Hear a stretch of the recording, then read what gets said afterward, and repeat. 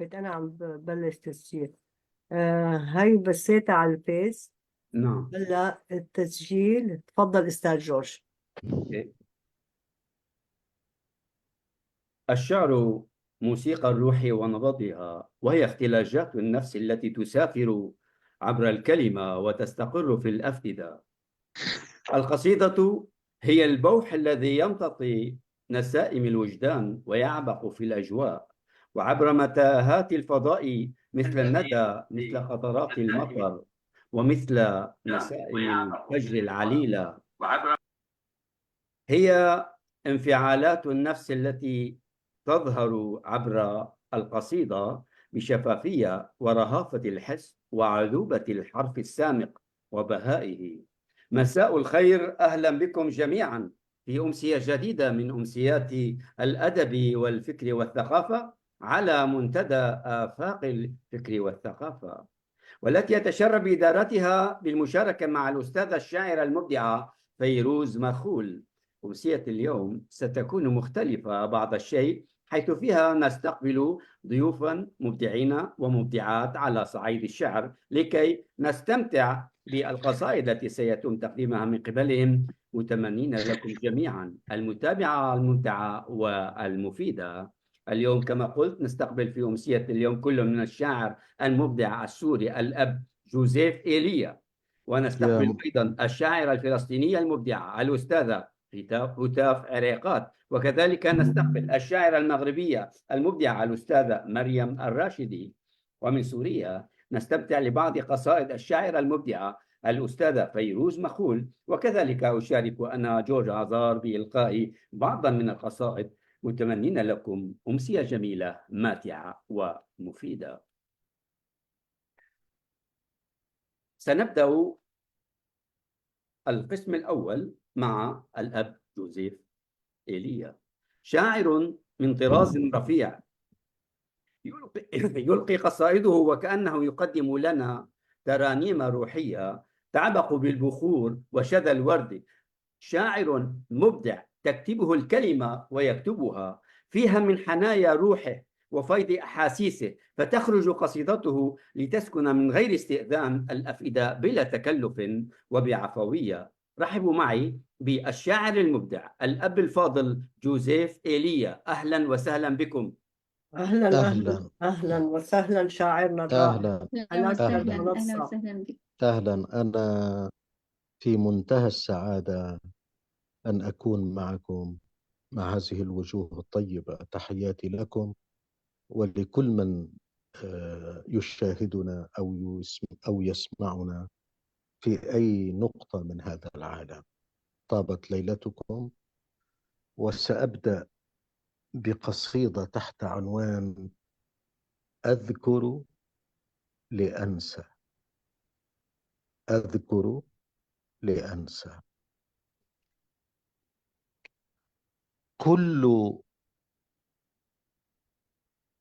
كل هذا الضجيج حولي يثور. كل هذا الضجيج حولي يثور، وأنا في دنيا هدوء أدور. لا أغني إلا على عود نفسي، وعلى أبوابي تدق عصور. أذكر الحلاج، أذكر الحلاج القتيل لطهر، والمعري في رمال يغور، وابن كلثوم سيفه صار قشا، وهو مثلي مقيد مدحور. وغنى زرياب وقد راح يبلى، ولقد كان لحنه لا يبور. وأبى نواس يمد يديه، وأبى نواس، وأبى نواس يمد يديه لي، وإني كمثله مخمور. وأنادي قيسا ليخصب قلبي بالذي فيه أنة وشعور. أذكر الخنساء التي لم يكفكف دمعها، إذ حولي دم وقبور. وجريرا يمدني بهجاء منه آذان تشتكي والصدور. وأبى الطيب الذي لم يزل، وأبى الطيب الذي لم يزل بي صوته عاليا يموج يفور. معه أمدح الملوك وأهجو، والنبوءات عرشها منخور. وابن رشد يداس تحت نعال حينها متنا واستبيحت دور. وابن سينا بعلمه نال نهشا من ذئاب باتت علينا تجور. وابن منظور صار فينا لسانا أجنبيا وهدم المعمور. وابن خلدون كالغريب يعاني وبه الرأس منحن منحور.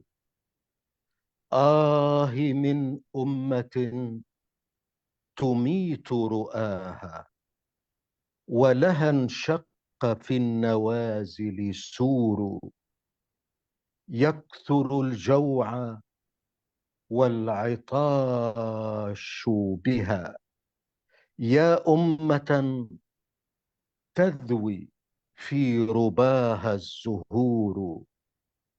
انهضي من هذا الحطام وقومي، وكفى فيك ينطفي التنور. أذكر التاريخ الجميل لأنسى حاضرا كله عمى وبثور. من سوانا في الأرض تاريخه من يومه أبهى والمطل شرور. لسكوني دعني لأنسج حلما لي فيه تزهو في الدهور دهور.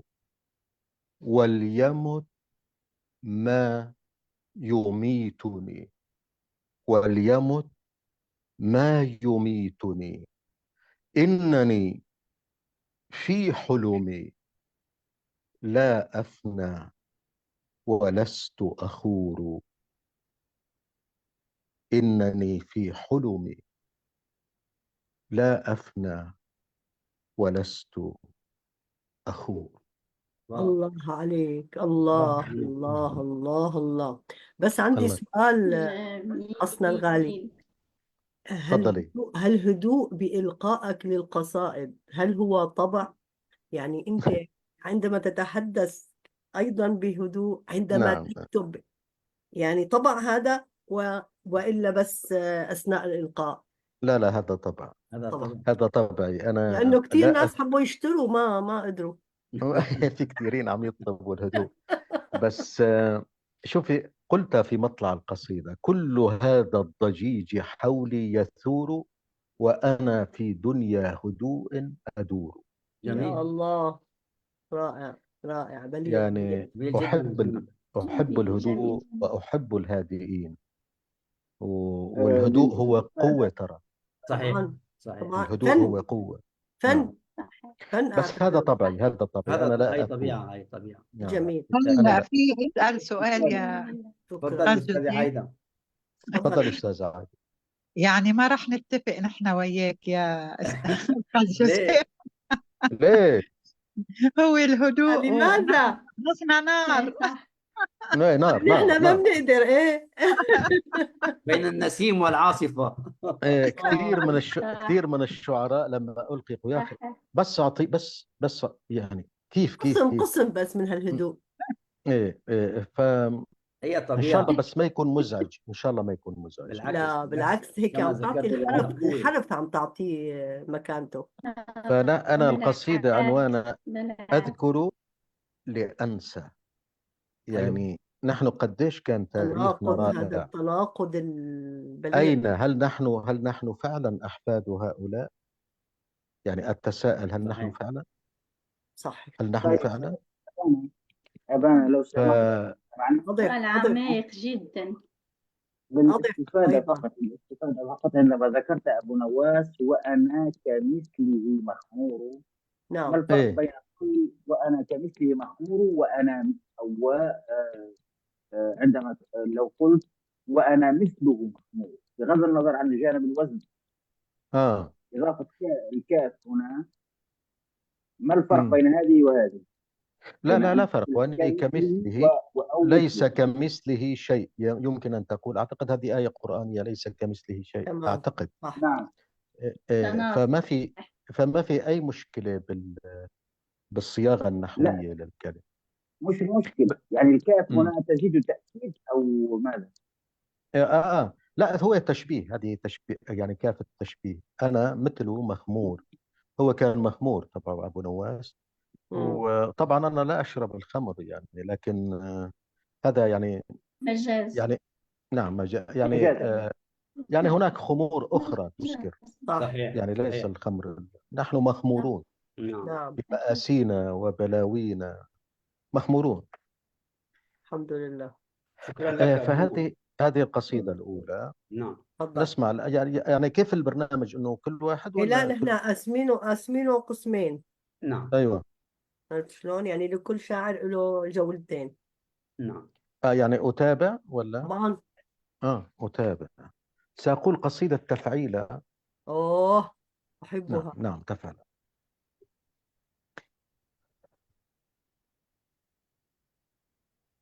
دمنا ما زال ينادي. هذا العنوان. دمنا ما زال على الطرقات يسيل.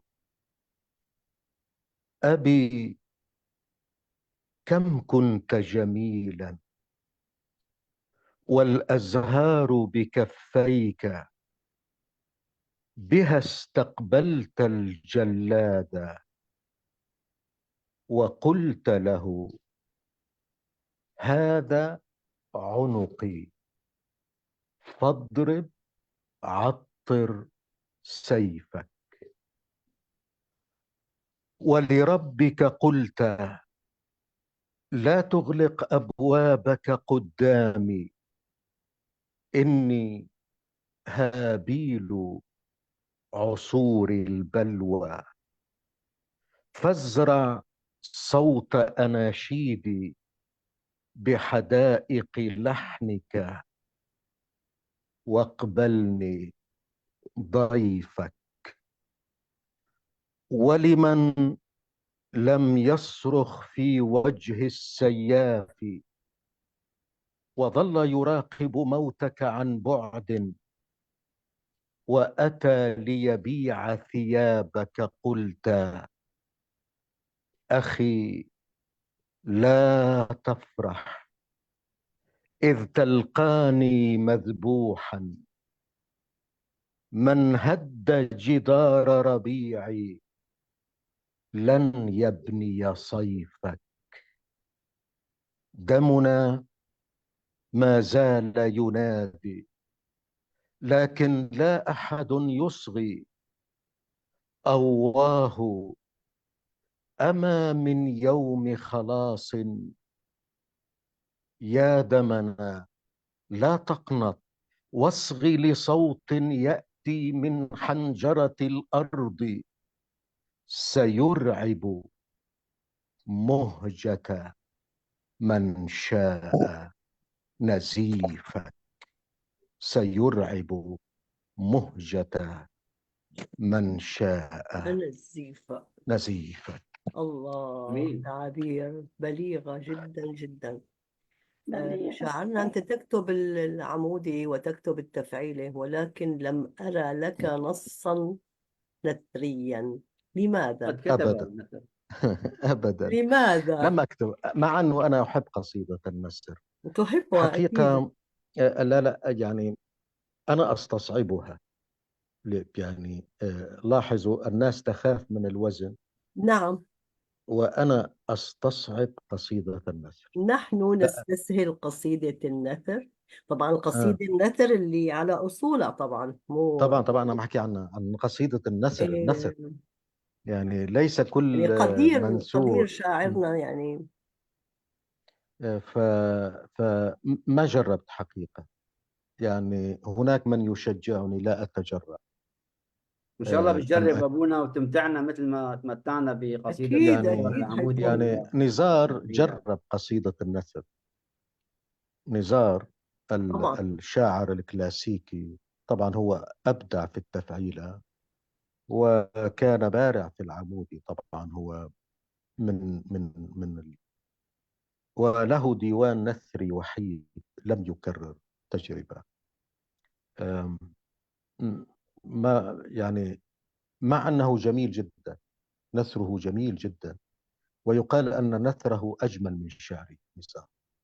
وفعلا كتاباته النثرية ما كان ينثر غير القصائد كان يفيض شعرية. صحيح. ما جربت، راح أحاول. إن إن شاء الله. شاء الله. إن راح شاء أبونا الله. أحاول. كنت أستمع امبارح إلى مقابلة قديمة للشاعر الكبير أدونيس. هو كتب بالأول العمودي، ثم بعد نعم ذلك انتقل إلى النثر، صحيح. انتقل إلى النثر وأصبح يجد نفسه بالنثر أكثر. قبل أن أتابع أريد أن أرحب بكل من الأستاذ علي سليم، الدكتورة دورين سعد، الأستاذة جنى الركابي. أهلا وسهلا بكم إلى أهلا منتدى بكم جميعا. الآفاق أهلا دكتورة الفكر دورين. والثقافة. أهلا وسهلا بكم. أبونا أشكرك على هذه القصيدة الجميلة، إن كان الأولى أو الثانية، التي ذكرت فيها عظماء العربية من شعراء وعلماء جهابذة في التاريخ العربي المشرق، ومقارناتك أيضا مع الوضع الراهن. يعني كما هي العادة دوما، يعني كل إشادة تصغر أمام شعرك الجميل وقصائدك حبيبي. الرائعة أبونا شاعرنا القدير. شكرا جزيلا على هاتين القصيدتين. الآن ننتقل إلى مشاركة أخرى معنا، هي الأستاذة هتاف حريقات. من رحم أهلا بك يا أستاذة. المعاناة ومن جراحات النفس ومن جبال الحزن التي تعتمل في روحها، جاءت إلينا من فلسطين الشاعرة المقدسية كي تحيل كل تلك المآسي إلى نصوص شعرية لتثبت أن صمود الإنسان أقوى من أن تكسره المحن. جاءت لتحيل كل تلك الضيقات إلى انطلاقة في فضاء الشعر تبوح بما يعتمل في نفسها وتشدو لنا بكل جمال وإبداع. أهلا وسهلا بك أستاذة هتاف. الصوت فقط لو سمحتي، الصوت، افتحي الصوت. الصوت ما يزال المايك. مغلق أستاذة مايك. هتاف، فقط افتحي الصوت لكي نسمع.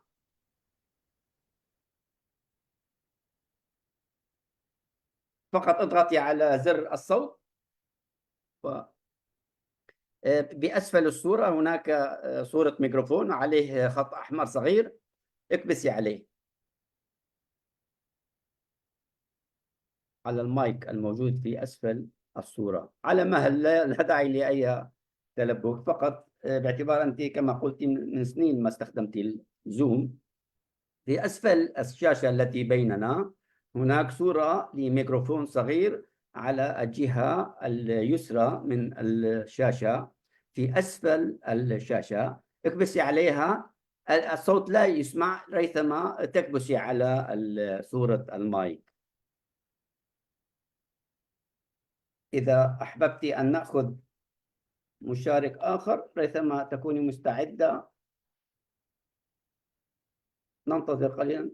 الصوت غير مسموع باعتبار أنك ما زلت المايك مغلق لديك.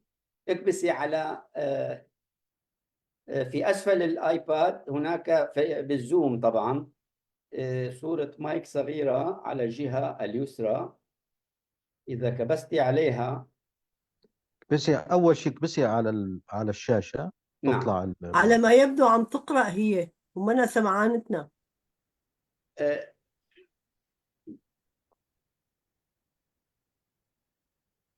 لا هي لا لم تتمكن من فتح المايك.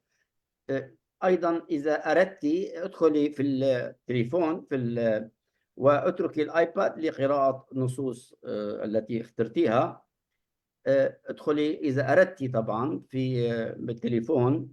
لا أعرف إذا كان لديك زوم بالهاتف. على أي حال يعني هي بس فقط اكبسي، هي زر فقط تكبسيه في أسفل الصورة. أسفل الصورة هناك صورة مايك.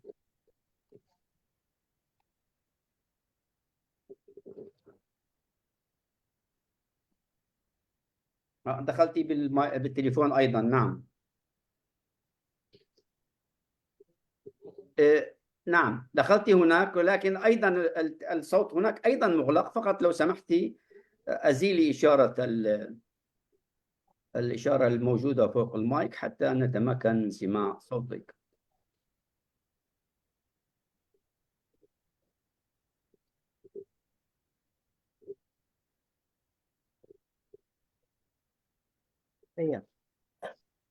واضح الصوت الآن؟ هلا في صوت، بس عم يصير في صدى باعتبار انك دخلتي من مكانين. تغلقي الافضل، بس اذا اغلقتي الايباد الصورة ستختفي. مش مشكلة، أنا بفكر الآيباد. يوجد صدى، والصدى هو بسبب انك دخلتي في جهازين في مكان واحد. طيب لحظة يا سيدي أقفل لو استطعت أن تجربي مرة أخرى أن تكبسي على الميكروفون في الآيباد لكي يعني غريب إن بالآيباد يعني قبل التسجيل كان المايك مفتوح لديك أستاذ فيروز. يعني مو من عندنا الإغلاق، مو هيك؟ لو ما عم يصير صدى باعتبار الأستاذة هتاف دخلت من مكانين.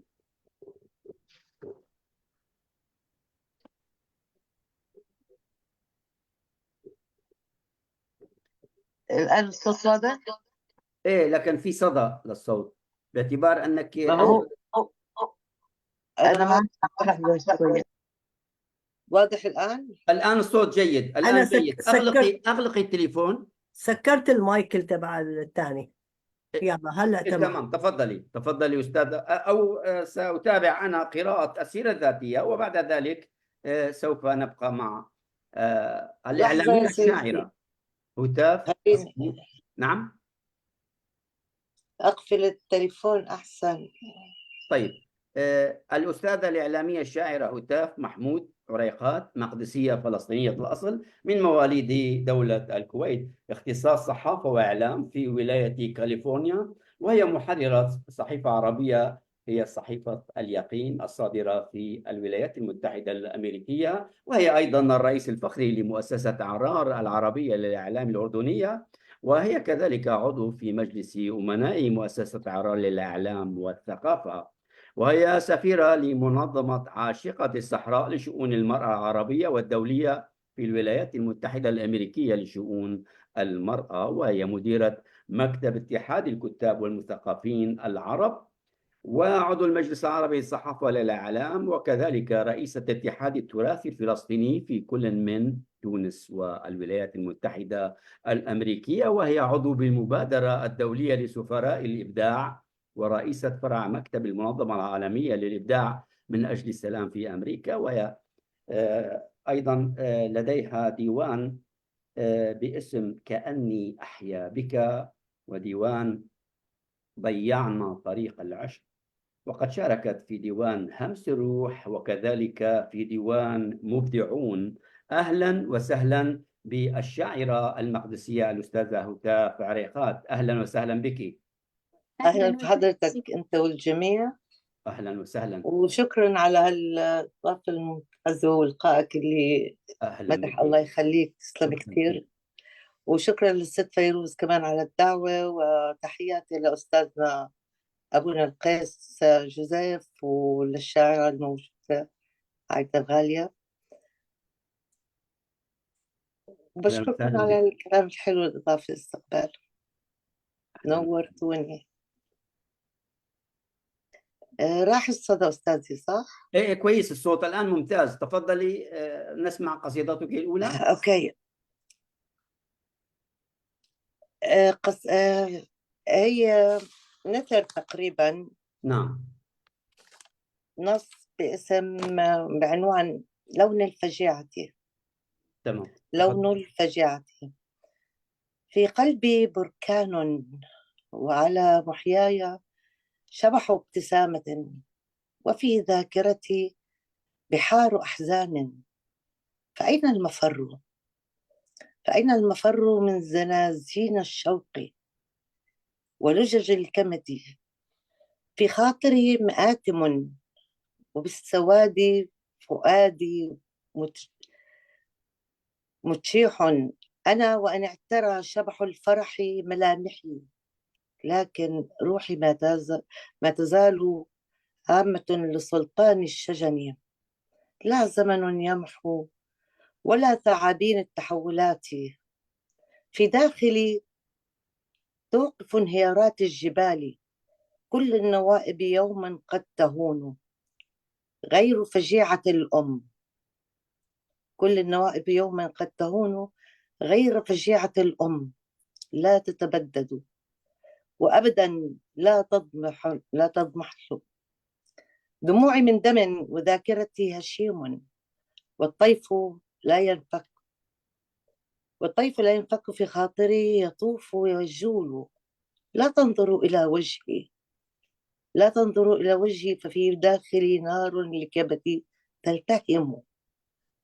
أنا الأم الثكلى، فكيف المقارنات تجوز؟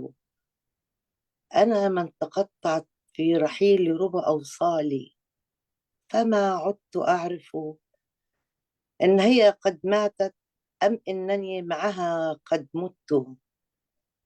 في كل يوم أخبئ لها في صرة الحلوى التي كانت تشتهيها أكواما من العناق، وأطواقا من الياسمين، وبستانا من اللهفة. ربي أودعتك ربا فلذة الكبد، فارفق بها أيها العظيم، فأنت الغفور وأنت الرحيم. فارفق بها أيها العظيم، فأنت الغفور وأنت الرحيم. الله عليك، آمين الله عليك، آمين لروحها آمين. السلام، لروحها لروحها السلام. السلام. نعم لا نعم. تنظروا لا تنظروا إلى وجهي، ففي داخلي نار نعم. كبدي تلتهم. الله عليك، الله. سلام لروحها وسلام لقلبك. إن هي فما الله عدت يسلمك. أعرف إن هي قد ماتت أم أنني معها قد مت. قد ما مت في أروعك، كل ما يوم أروعك، أخطئ لها.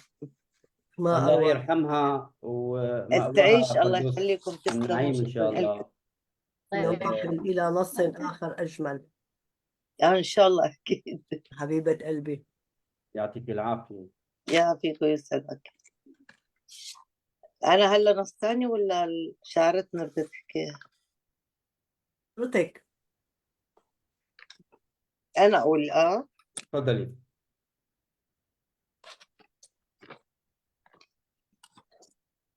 نص هذا البحر تقريبا بيجي هكذا حالي معه. الزهر يبتسم في بستاني، وغصون الشجر تراقصني، وزخات المطر تداعب ضفائري، والفجر نداه يغسلني، وتغريدات الأطيار تطربني، والقمر يدعوني إلى أعراس لياليه، وتشاكسني نسمات الحب، ونحو مرافئ ما أهواه تأخذني، والروح بي تسمو إلى الأعلى، وقلبي يهفو لقلب من يحب، وأنا أسمع إيقاعات تذكرني، متطلعة لبحر هادئ يحملني على ظهري، لألهو كظبية ولا أفكار تنهشني، ولا ظنون تأكلني. هكذا حالي معه، وكماني يعود من موته ليعزف لي لحن الخلود والحياة، وأحس أن العالم كله مملكتي، وأنا مملوكة أسيرة لرضاي. فأحس أن العالم كله مملكتي، وأنا مملوكة أسيرة لرضاي. وسلمتم. الله، جميل جدا. تسلم يا شكرا غالي. أستاذة سلمتي هتاف. هياي سلمتي أستاذة هتاف. جميل. أحسنتي. ما شاء الله. رائع. جميل. يسعدكم. تسلمي. والآن سنبقى مع شاعر بنكهة الإحساس، شاعر كاتب قاص، شهادتي به أنا شخصيا مجروحة، الأستاذ جورج عازر. تفضل. شكرا جزيلا أستاذة فيروز. يعني أي كلام أنت لا تعرف. الله يخلي لي إياك. أكيد المعرف ملك الذي لا الأحاسيس. يعرف. ملك شكرا كثير لك. الأحاسيس. شكرا ملك كثير. الأحاسيس. شكرا كثير لكم. تفضل. قصيدة بعنوان بالأمس. بالأمس، بالأمس أحببت وردة، كلما كنت أغادر كانت تحبس عطرها إلى أن يحين موعد العودة. بالأمس تعلقت بنجمة ظلت تسامرني طوال الليل، لكنها حينما اجتاحت عيني جيوش الكرى بعيدا في العتمة ومن غير وداع عني توارت. بالأمس تولعت بغيمة رسمت لها ألف صورة وصورة، وأرسلت لها من زفرات الروح ألف قبلة وقبلة. قاومت غضب الريح، قاومت غضب الريح وزمجرة الرعد، حتى بقربي أكثر تبقى. وحين اشتد وطيف الوغى تناثرت فوق وجهي مطرا، تارة يذرف دمعا وتارة بالصبابة يبوح. بالأمس هام فؤادي ببسمة صارت شمسا لأيامي، وصرت لها الولوع الشغوف. فاكفهرت نفوس وتجهمت وجوه، فارعت هاربة وفي أوراق الذكرى اندست تبتغي السلام. بالأمس نادمت دمعا، أمس نادمت دمعا تبكي إن بكيت وترقص. اصبر شوي، بدي اصبر بطل القعدة. لا فقط لو سمحتي إغلاق المايك. بالأمس نادمت دمعة تبكي إن بكيت وترقص طربا حينما تنتابني فرحة. بالأمس نادمت دمعة تبكي إن بكيت وترقص طربا حينما تنتابني فرحة. دبت الغيرة في كل العيون ذات مرة، فصارت ملحا أسودا فوق خدي وانطفأ ذاك البريق. بالأمس مغرما كنت بهمسة عن كل ما يسرني تفسح عذبة مثل ماء النبع، كلما منه نهلت إليه أعود. تعالت قعقعة السلاح فصام النبع، وصمت الهمس، وصار سيدا العويل. بالأمس وقعت في حب كلمة حروفها قليلة، إن حضرت فردوسا يصبح الكون، وبراكين حقد حين تغيب يصير. بين شفتيها يضحك البر ويزغرد القسط، أرهقهم بوحها خافوا نشوزها، فلا أوامر إفكهم أطاعت ولا للمخاتلة رضخت. وحين أعيتهم الحيلة في أول ساعات الفجر رجموها. شكرا. الله على فلسفة الحرف بين حروفك. رائع شكرا. أحسنت رائع أستاذ جورج، أحسنت. رائع شكرا. أستاذ أحسنت. جورج. شكرا جزيلا. شكرا. جميل جميل جدا أستاذ الله يخليك، جورج، ما يعطيك شاء الله. كل الشكر. إبداع آخر. نعم. رائع أستاذ جورج، رائع وجميل جدا.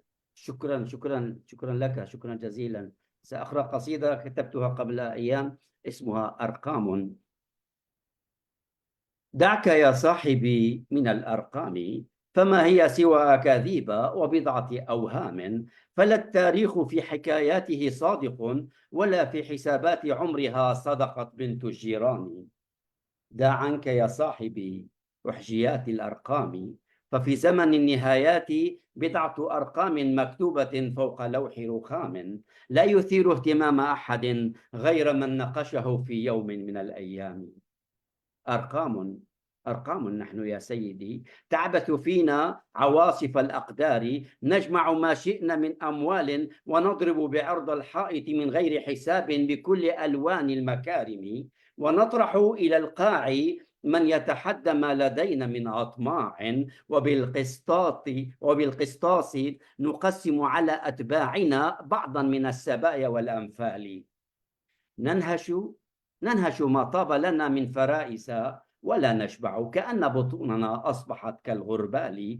أرقام نحن يا سيدي، مجرد أرقام من دون مشاعر، من غير إحساس أو وجدان. بعنا ضمائرنا ذات يوم في سوق الخضار، فصرنا علفا للماشية وطعاما للأغنام. تعلمنا منها الخوار والثغاء، قطيعا أصبحنا، تارة بنباحه يجمعنا كلب الراعي، وتارة نهتف بحياة السلطان. أرقاما كنا يا سيدي، أرقام نحن الآن. أرقاما كنا يا سيدي، أرقام نحن الآن. صفر في الناتج حين تذوي كل الأرقام، جمجمة مضحكة وكومة عظام. وفوق تراب الرمس تنمو بضعة أعشاب وحفنة من أرقام، ولعبتنا تنتهي حين ينفد منا رصيد الأرقام. رويدا ينمو الصمت فوق القبور المنسية، ما أخطأنا ما أجرمنا، لكن بعنا ضمائرنا يوما في سوق الخضار. تعلمنا فن الثغاء وبرعنا في أن نكون قطيعا، تارة يجمعنا كلب الراعي، وتارة نهتف بملء نفاقنا كي يديم الله فوق جلودنا عصا السلطان. الله الله الله كل الشكر. على هذه جميل. الأرقام فعلا. أحسنت. واقع وصف واقع. واقعنا المذري. واقع بكل نعم. حذافيره. كل الشكر ما شاء الله والتقدير. عليك أستاذ عزيز. يا أستاذ جورج. شكرا جزيلا. أعتقد الآن أستاذة مريم. نعم. من بلد الجمال، من المغرب الشقيق، والتحديد من فاس، من بلد المغرب الشقيق، من بلد الأدب والرياضة والسياحة، من ذلك التنوع التضاريسي الخلاب، من جبال الأطلس إلى المحيط الأطلسي وسواحل المتوسط الساحرة، جاءت إلينا تحمل إلينا من نفحات ذلك الجمال لتحوله شعرا وهمسا وقصائد تعبق بأريج من عطر جذاب. رحبوا معي بالشاعرة المغربية المبدعة الأستاذة مريم الراشدي. أهلا وسهلا بك. أهلا بك أستاذة مريم، أنرتي المنتدى وهذه الأمسية. نعم. شكرا جزيلا سيدتي، شكرا جزيلا أستاذ عزار. شكرا يعني لك. الكلمات تخونني في هذا الترحاب الجليل. شكرا أشكرك. جزيلا. شكرا جزيلا. اسمحي لي أن ربنا أقدم يخليك. بعضا من السيرة الذاتية التي لدينا حول الأستاذة الشاعرة المبدعة مريم الراشدي هي من ولادة بالبيضاء المغربية، خريجة كلية الآداب والعلوم الإنسانية فاس المغرب، ليسانس آداب في عام 1992، وهي أيضا من قسم اللغة الإنجليزية تخصص لسانيات، وهي كذلك أستاذة لغة فرنسية في القطاع الخاص، وهي تكتب بالإضافة إلى شعر تكتب الهايكو الياباني، وكذلك لها إصدارات شعرية، هي الأولى بعنوان جمان النسيم 2023 ولآلئ الروح 2024، وإنتاجها الأدبي موثق في موسوعة الشعر المغربي الفصيح. أهلا وسهلا بك أستاذة مريم، نستمتع بوجودك بيننا، وتفضلي وأسمعينا قصيدتك الأولى ثم الثانية. أهلا وسهلا بك.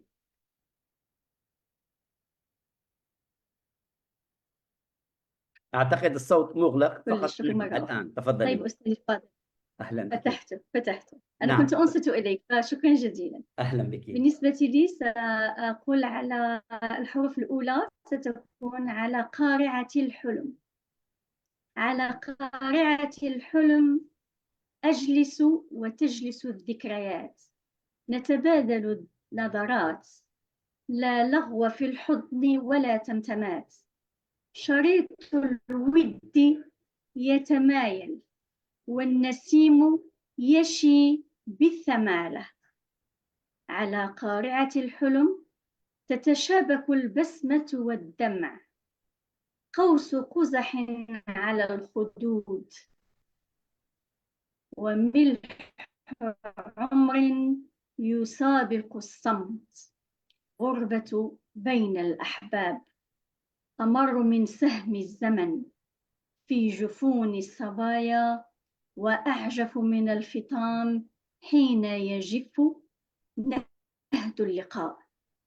على قارعة الحلم أقامر بالغالي والنفيس، أعد بعرش بلقيس، أستعطف نجوم الدجى، أتودد للآلئ الملكوت، أندي أجدل العطايا، عسى لحظات الصفاء تجود بفيضها، فتغمر سهلها وواديها، يخضر نخلها وزرعها، تتمايل سنابلها، فتحنو بحبها وحبها، تهجز أفراحها، تمسح حزنها، ترتق صدعها، وينبض أريج العشق روحه رذاذ ذاكرة تفوح شذا.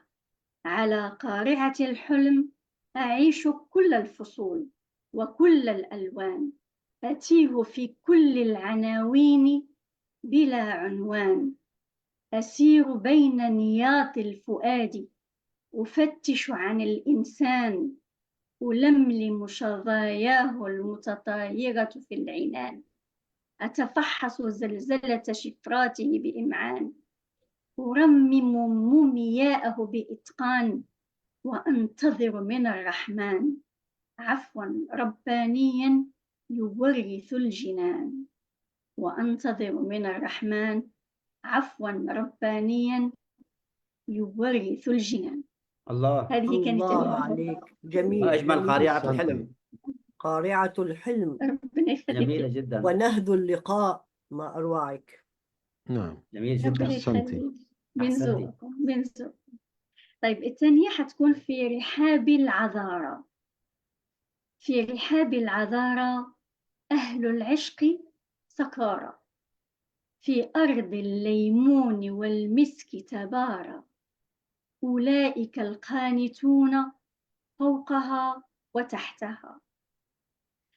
في رحاب العذارى أهل الرباط شكارى، في وطن الرمان والزنجبيل تجارى، أولئك الحامدون قبلها وبعدها.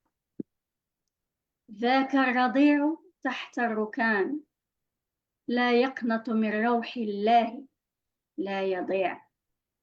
أيتها الأرض هيجي وما في صدرك أججي، سنابل غدا تموجي، ودابر الدبابير تثلجي.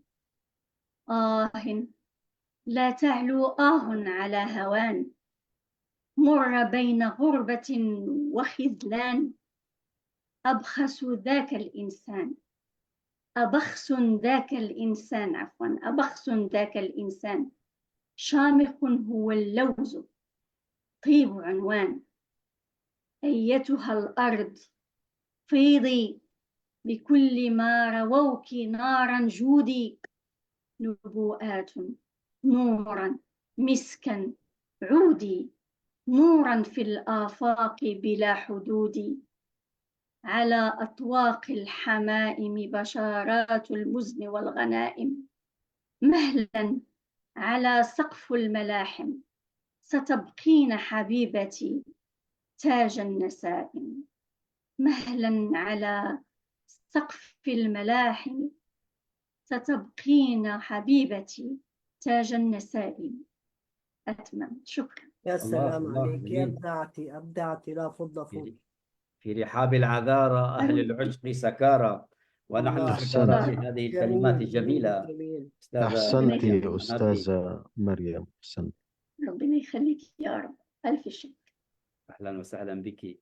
من دمشق الفيحاء وعبق الغوطة الغناء، من قاسيون الشامخ وأزقة بابتوم المضمخة بأريج النارنج وعبير الورد الجوري، تجيء لنا شاعرة الحب والجمال لتضفي على هذه الأمسية كل الألق وكل السحر والجمال. شاعرة تتقن فن الشعر وتمتلك ناصيته باقتدار. رحبوا معي بالشاعرة المبدعة الأستاذة فيروز مخول. أهلا بك. شكرا شكرا يا صديقي الرائع. شكرا أستاذ. أهلا وسهلا فاضلتي. أهلا وسهلا. فقط أريد أن أرحب بالأستاذ الروائي محمد فتحي المقداد. أهلا وسهلا. أهلا وسهلا أستاذ محمد فتحي. سأقول نص نثري بعنوان هل أشرق المطر؟ غرفة محترقة، ذاكرة مبتلة، ونحن معا على السرير. أغمض وجعي وهي تفتح قطبا لتراقب مراسم احتراقي، وتدعو عينا ثالثة لتغير تاريخ جلدي. كان الخوف يتراقص على تجاعيد قلقي خارج حقيبة خالية مني ومن أحلامي. ما أقصاه التعب، كأغنية تتسلل من الظل، تائهة بين الروح ونتف الكلمات. والموسم وقت يتسلق سلم الضياع، أصابع تلقي الضوء على تموجات الزمن، تنسج النهار من الليل، تزغرف الوجع بدموع قوس قزح، تستسلم لراهب احترف صلاة الموت. أختفي في كومة رمل تعيدني إلى ما قبل الميلاد، ألامس ملامح أبي الباردة، أرمي للبحر بصلاتي وأنتظر إشارات العبور. وجوه تحت أرصفة السماء تصفع حاضري بمشنقة تغلق استئنافها. صور مشوهة كقبلة هاربة من كتف استراح بين موتين، تتعانق كهاتف مشحون برسائل فارغة. أطير لضوء خافت بعيدا عن مؤامرة مجهولة، أقفز إلى مرآة دون قلم ترف أناملي هاربة بين السطور. رائحة الحبر تعيد اللحن الحزين لدورة دموية وأمل متورم يضرب الحائط ليسرق الحياة، فيبتلع حبوبا منومة ويسقط في رائحة المطر فلا يشرق الحرف. شكرا. كل جمال أستاذة. نعم، أحييك جميل أستاذ جميل فيروز. جدا. أحييك. هل أشرق شكرا. المطر شكرا. يتسلق سلم الضياع واحترف صلاة تستسلم لراهب احترف صلاة الموت، وأختفي في كومة رمل كقبلة هاربة، أطير لضوء خافت وأقفز إلى مرآة دون قلم. يعني صور رائعة أستاذة، أبدعتي كعادتك. يعني شكرا جزيلا لهذه شكرا. القصيدة هل الرائعة. يحق لي قصيدة أخرى أو نص؟ طبعا طبعا طبعا. نص آخر بعنوان ثقب في الروح. نعم.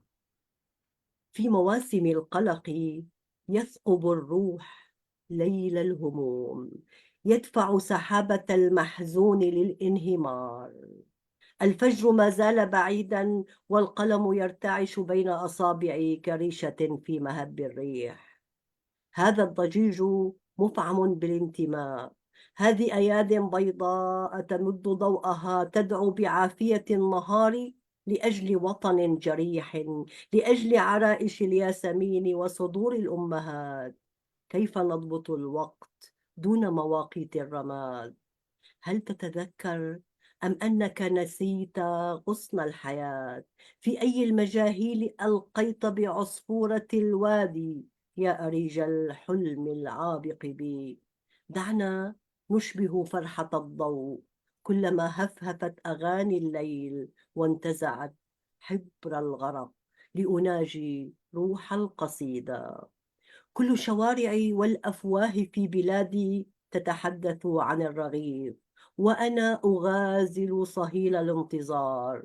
كلما لاحت بارقة قرار، أغادر شوارع لا تعرفني، أترقب اغتسال النهر من ضجيج الأمنيات.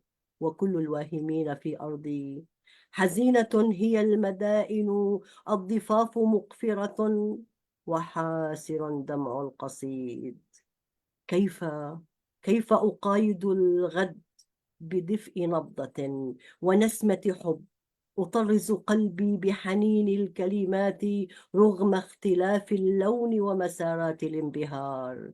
هو صدى نشيد الروح، هفهفة أنوار السماء، نوافذ يطل منها العابرون لمخابئ السكينة ومدائن السلام. الله الله الله، أبدعتي صديقتي، شكرا جزيلا. شكرا. حييتي إن شاء حييتي الله. كثيرا كثيرا، أحسنتي. نعم، هو ثقب في الروح وثقوب الروح نعم. عديدة.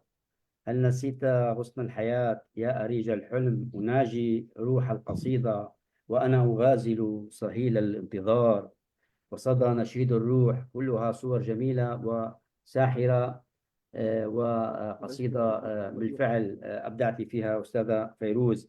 كما بدأنا سنتابع الجولة الثانية وبنفس الترتيب، ونتوجه إلى الشاعر المبدع والشاعر القدير الأب جوزيف إيليا. تفضل أبونا. أكيد أكيد أكيد نعم. أكيد بكل سرور ومودة. القصيدة الأولى نعم.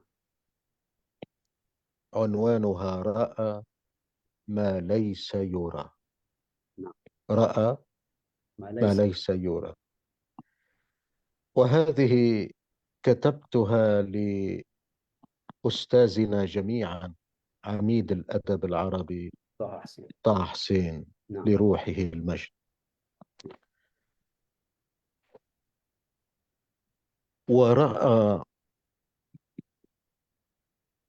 ورأى ما ليس يرى طه في دنيا عنها ما تاه.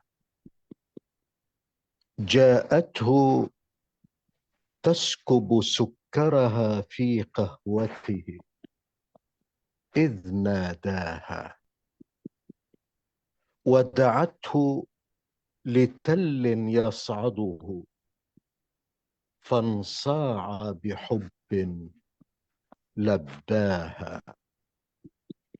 وعلى خديها قبلته كانت في دفء أعطاها.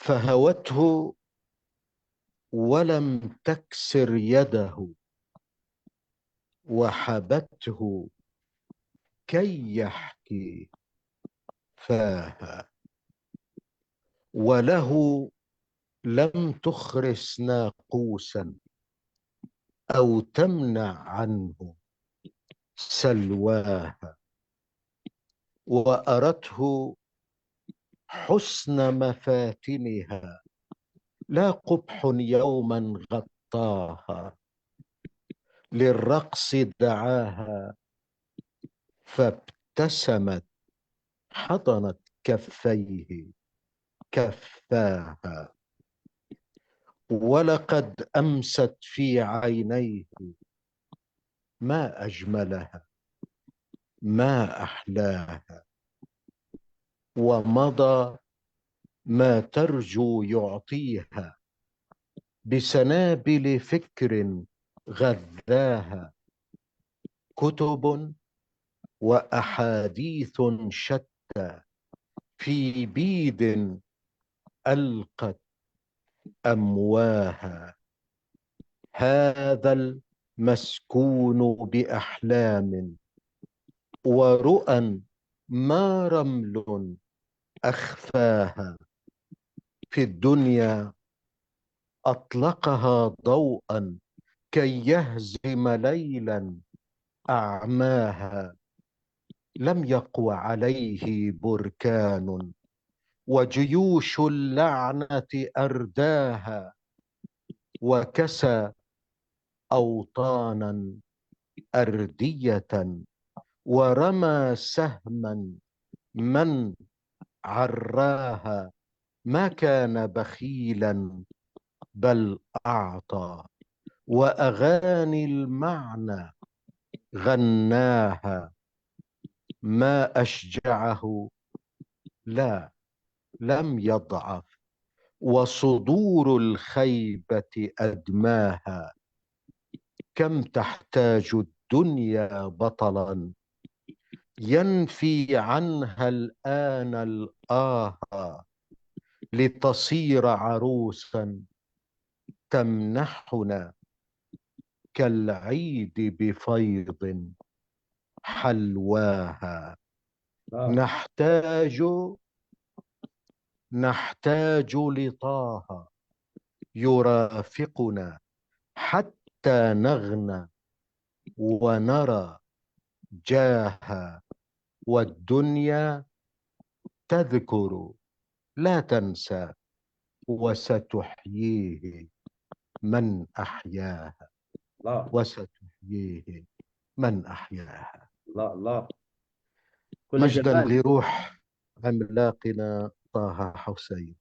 قصيدة من مبدع كبير مهداة إلى عملاق وعميد الأدب العربي، رأى ما ليس يرى في دنيا عنها ما تاها، جاءته تسكب سكرها في قهوته، فانصاع الحب لباها، له لم تخرس ناقوسا أو تمنع عنه سلواها. يعني كلمات في منتهى الجزالة وفي منتهى العمق والجمال، حبيبي. كما هي كل قصائد الأب القدير والشاعر الكبير الأستاذ أبونا خس جوزيف إيليا. شكرا جزيلا حبيبي. لهذه حبيبي. القصيدة. نسمع إلى قصيدة أخرى إذا كان هناك إمكانية. نعم نعم. نعم قصيدة رافعيل الآن. نعم تفضل. كما أنت، هذا عنوانها. نعم. كما أنت تبدأ صبحك، طقوسك ثابتة، فعلى مضض تطرد النوم عنك، وتنهض في كسل، تحتسي قهوة تشتهيها، وتقرأ شعرا قديما يجمل قبحك، وتسمع بعض الأغاني التي رافقتك طويلا وأنت صغير، وما زلت تعشق ألحانها وهي تنكأ جرحك. كما أنت تجلس قرب الشبابيك تنتظر الضوء حتى يقبل خد المكان الذي فيه تحيا وحيدا، تعود لماضيك تشتره. فهناك أبوك على الصخر كان يعمر صرحك، وأمك كانت تحارب جيش الشياطين عنك وتصنع خبزك عند الصباح وتحفظ من لوثة الطين ملحك.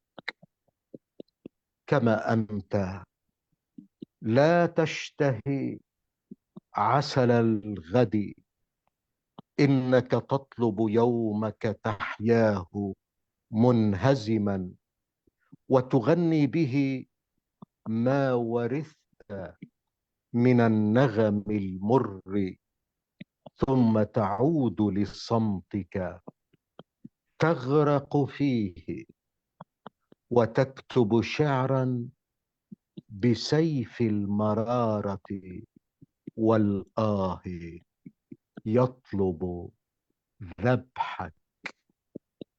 كما أنت يا أيها الفارس الحرب تسقيك قيئا بساح الفراغ، وكف الوجود الغليظة تسلب رمحك، وحقلك جفت سنابله. فمتى من جديد ستزرع قمحك؟ فمتى من جديد ستزرع قمحك؟ الله الله الله. الله الله الله يا شباب، ما هذا الجمال. منتهى حبيبي الجمال. هائل أبونا هائل. نعم، كل الله الإبداع يخليك. والجمال أبونا. تبدأ صبحا طقوسك ثابتة على مضض تطرد النوم عنك، تعود لماضيك تشتره، فهناك أبوك على الصخر كان يعمر صرحك. تطلب يومك تحيا منهزما، ونحن لا نتمنى لك غير الفوز، والفوز دوما، وأنت دوما حبيبي فائز بإذن الله بأشعارك وقصائدك يا رب. وإحساسك الراقي وشاعريتك الجميلة التي تداعب القلوب وتصل بلا استئذان إلى دواخل من يستمع إليك. فأنت شاعرنا الكبير الذي به نفتخر حقا أبونا. أبدعت، حبيبي أشكرك وكل الشكر أشكرك بوجودك بيننا. هذا الشرف ونقتدي لي. كذلك، نفتخر ونقتدي. حبيبي بالتأكيد بالتأكيد قدوة، بالتأكيد.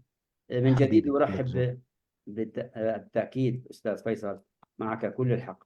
أرحب مرة أخرى بالروائي الأستاذ محمد فتحي مقداد. أهلا وسهلا بك. يا أهلا بك. أهلا أستاذ محمد. كيف الحال؟ شلونكم أهلا جميعا؟ بك، نتشرف هلا بوجودك. هلا أنا مستمتع بالاستماع وشكرا. ونحن مستمتعين بوجودك بيننا. أهلا بك يعني أستاذ. حقيقة أمسية رايقة وحلوة هيك، بوجودكم بالكلمة الطيبة بالكلمة الهادئة شكرا. ربي الكلمة يسعدك المفيدة. أستاذ محمد فتحي. لك شكرا. ذوق. أهلا بك. الآن حان موعد الأستاذة هتاف عريقات لتسمعنا في المرحلة الثانية من هذه الأمسية الماتعة أيضا قصيدتين تختارهما بنفسها. تفضلي أستاذة هتاف. كلنا آذان صاغية.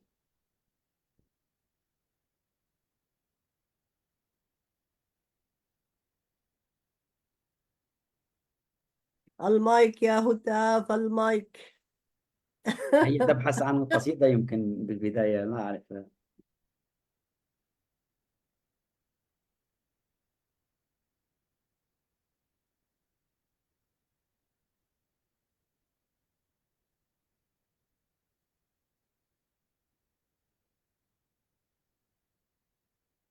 المايك يا بنيتي.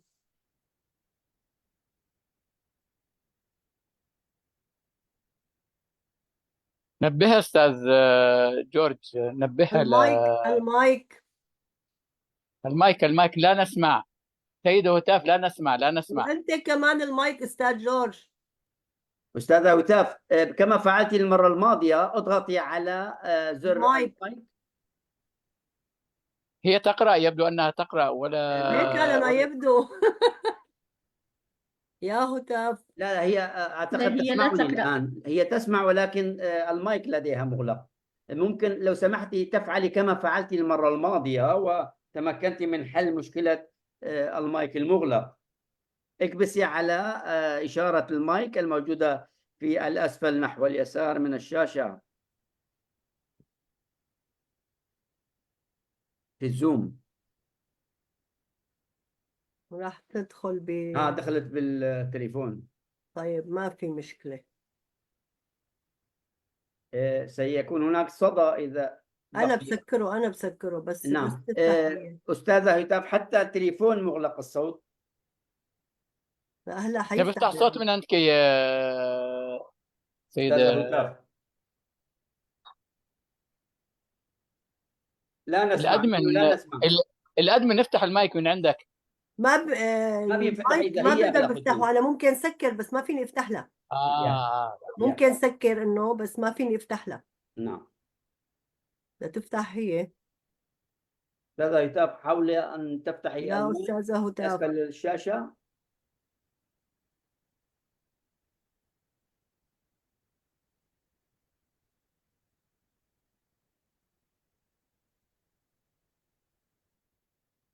اوكي واضح الصوت. إيه يلا ماشي. تمام الصوت يلا. موجود الآن، تفضلي. يلا أنا سكرت لك هذا. نعم. تفضلي.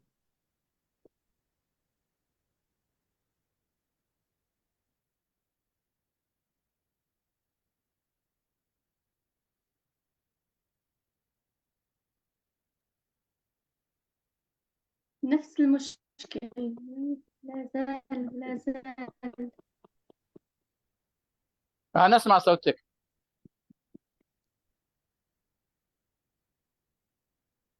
للأسف الصوت غير مسموع. بإمكانك أن تحاولي مرة أخرى في الآيباد وتضغطي على زر الميكروفون. أستاذة هتاف.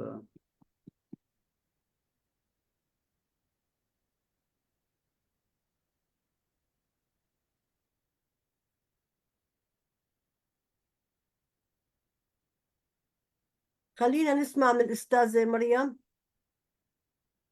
نعم. ريثما نعم تستعد فضيلتي. أستاذة هتاف، نعم. سنبقى مع أستاذة مريم ضبطي الأمور يا أستاذة هتاف.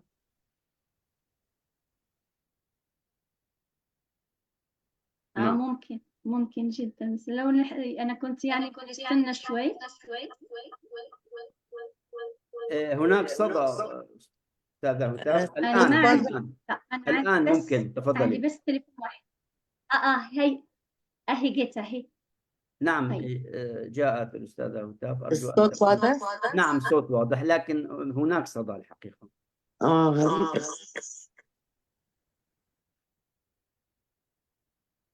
بس إذا أردت إغلاق الزوم هناك والإبقاء على الموبيل. كيف الحين؟ لا ما يزال هناك صدى. أكيد.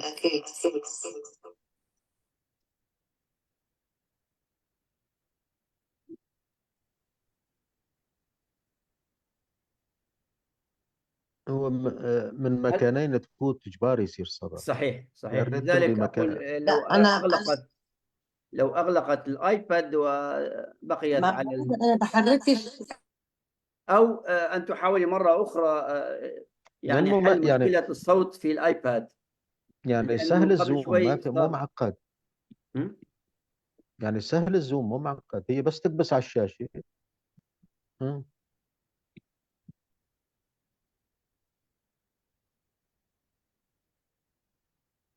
أحيانا طبعا أستاذ فيصل. البيج اللي بتاعت زوم بتغيب، لو غابت ما تعرفش تخش.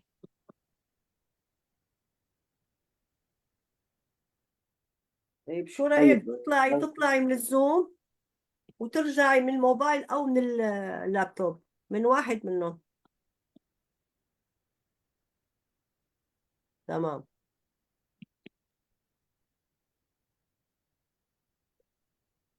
يا أستاذ جورج، خليها الأستاذة مريم تقول. نعم، فقط حتى لا يحصل تضارب. أستاذة يوتاف، إذا تسمعيني ستبدأ الآن الأستاذة مريم، وبعدها سيكون الدور لك. يلا أوكي، ركزي. ريثما تحل مشكلة المايك إن شاء الله. أكيد. تفضلي أستاذة مريم راشدي من المغرب الشقيق، أهلا وسهلا بك. يبدو أهلا وسهلا تفضلي. بك أستاذ. أهلا بك. طيب، الآن أقول حروف المد. أستاذة إيتاف، أستاذة إيتاف لو سمحتي إغلاق. نعم تفضلي أستاذة مريم.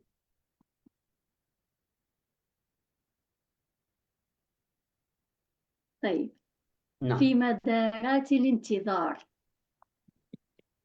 في مدارات الانتظار نلف وتلف عينانا والكريات بالوريد، مع عقارب الساعة، مع قرصي النور، مع ظلال الليل والنهار. ذاك الأصيل يسقط دون بلل في غياهب اليم، ثم يغازل نسائم الفجر حين تسابق خيوطه حفيف الطير والشجر، وما تبقى من رقص الغجر كلا لا ضجر. في مدارات الانتظار نهش بعصا الصبر على شويهات الأمل، ننسج من صوفها معاطف للعواطف، عسى نستدفئ حين يلتهب الزمهرير، فتشقق الأنامل من جبروت اللفح. كانون يا عمر القصائد اشهد أن على مقصلة النوى يستشهد الجوى، وتنصب على قبر العاشقين أكاليل ذكرى ودمع ومناديل ورق. أن على مقصلة النوى يستشهد الجوى، وتنصب على قبر العاشقين أكاليل ذكرى ودمع ومناديل ورق. الله. هذه الله. الأولى.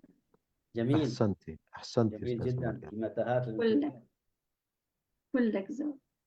كل طيب جمال. الثانية. تفضلي نسمع النص الآخر.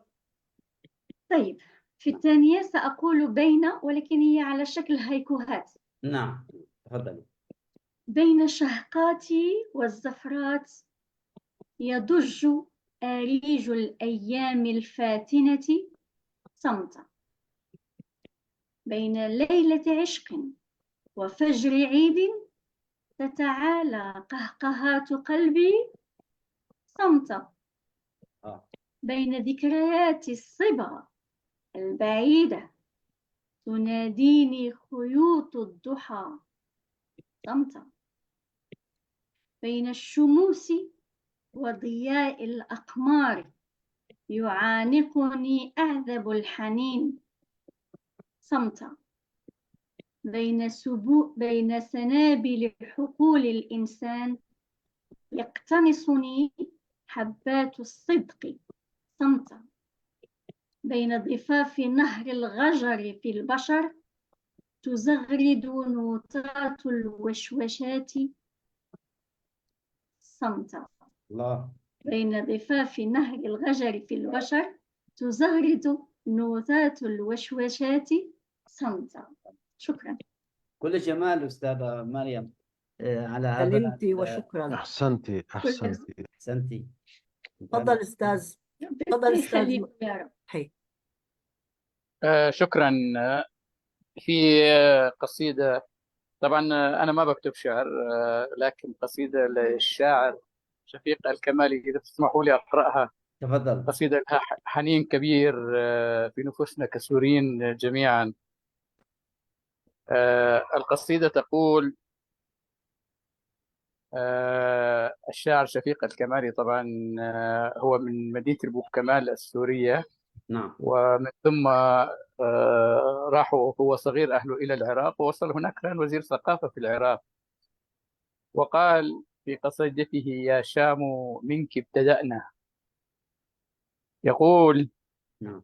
قبلت في عينيك مروان والحكم، وصغت فيك تباريح الهوى نغما، ندية من شواطئ دجلة اللجم، مستشرفات سهول الشام والأكما، خيل المثنى جموح في مفارقها، من عرس ذي قارة حتى اليوم ما شكما، يسابق الريح لو تسطيع منفلة من القوادم، طارت نحوها قدما، يا شام ليس الذي يأتيك مؤتزرا بالحب مثل الذي يأتيك مغتنما، شتان بين خضم هادر لجب يعطي، وبين غدير يرتجي ديما، وبين طالب قرب واهب دمه مهرا،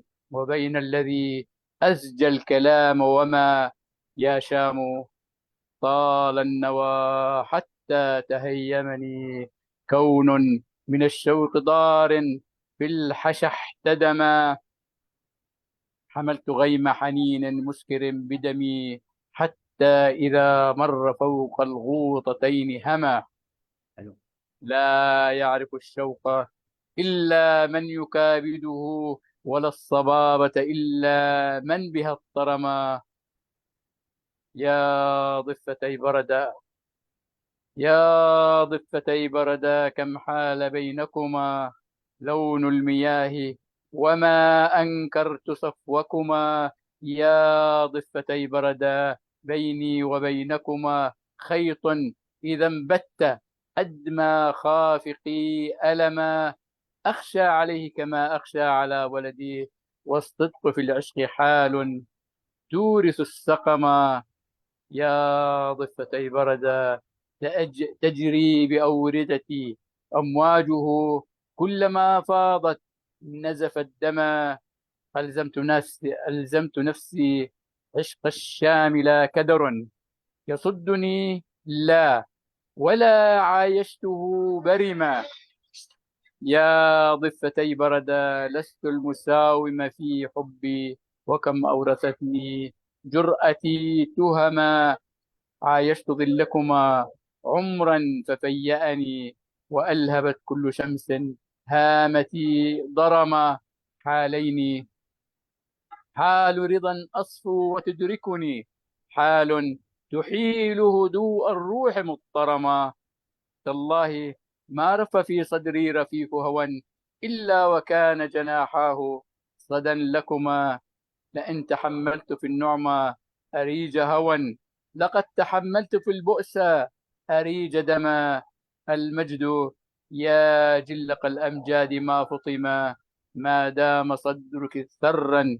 يرضع الشمما، والكبرياء بغير الشام ما غرست، والشعر إلا لوجه الشام ما نظم، أستغفر الله في بغداد دوحته، يا توأمين شموخ العزة اقتسما، يا جلق المجد لو وفى الكلام هوى، إذا جعلت وريدي خافقا كلما، للحامل الهم لا تثنيه نازلة من النوازل عن حق لنا هضما، يا زهوة كل شموس العرب ما سطعت، وغيظ كل إباء العرب ما كظما، عجيبة أنت بدء الدهر مولدها، ولم تزل غض والدهر فيك قد هرم. هذه القصيدة في العام 1978 للشاعر شفيق الكمالي، وأرجو أن أكون يعني عبرت عن مشاعري على الأقل. عبرت عن مشاعرنا كلنا بإحساس. نعم. مشاعرنا كلنا والله يا أستاذ محمد.